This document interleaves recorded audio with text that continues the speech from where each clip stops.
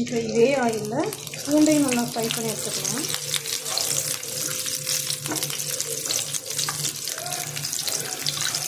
Fry பண்ணிவிட்டு அந்த தோல்லாம் remove பண்ணிவிட்டு அதுக்கப்புறம் ஆட் பண்ணிக்கலாம் சட்னிக்கு.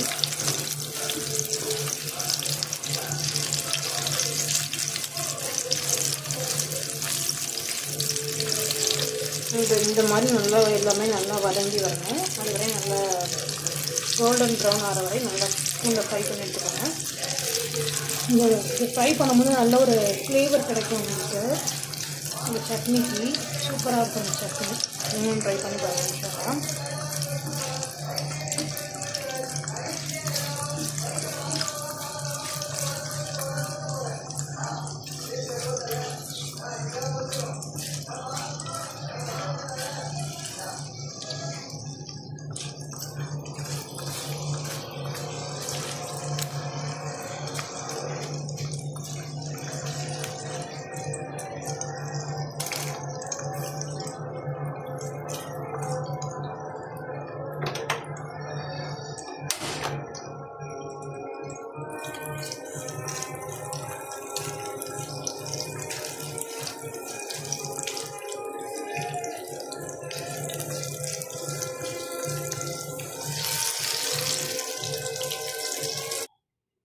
இப்போ மிக்ஸி ஜாரில் இதை வந்து தேங்காய் ஊற்றி இதில் ஆட் பண்ணிக்கலாம். தேங்காய் மட்டும் கொஞ்சம் இதில் ஆட் பண்ணிவிட்டு லைட்டாக வாட்டர் ஆட் பண்ணிவிட்டு நம்ம கிரைண்ட் பண்ணி எடுத்துக்கலாம்.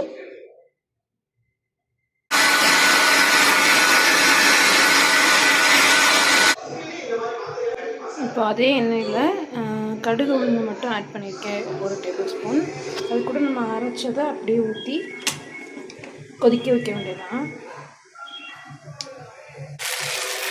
இந்த சட்னி வந்து இந்த ஸ்டேஜில் உப்பு ஆட் பண்ணிட்டு நல்லா எண்ணெய் பிரிஞ்சு வந்ததுக்கப்புறம் அதை எடுத்து இட்லி கூட சர்வ் பண்ணால் செம்மையாக இருக்கும். இன்னும் ட்ரை பண்ணி பாருங்க.